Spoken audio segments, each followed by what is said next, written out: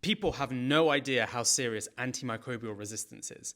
I completely agree with this statement. People have no idea the scale at which antimicrobial resistance is a huge, huge threat to humankind.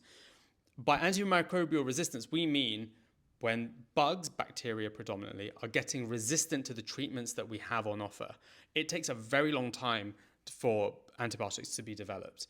And there are bacteria that are pretty much resistant to everything that we have. For example, I remember when I was at med school, there was a drug called linezolid, which when we were taught about it, it was like, this is one of the strongest, most powerful antibiotics that we have.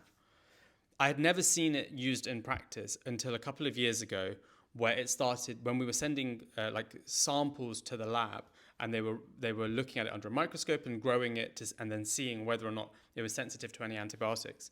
I started noticing that linezolid was appearing on these reports, and it was the only drug that these bacteria were susceptible to or sensitive to.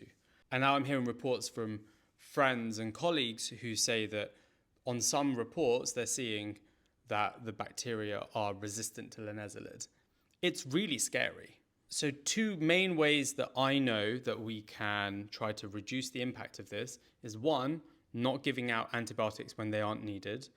And if they are needed, making sure you complete your course of antibiotics that you are given, basically taking them as instructed from your doctor or nurse or whoever's prescribed it for you. And number two is to try to reduce the amount of meat and dairy that you're eating, because antibiotics are used widely in agriculture.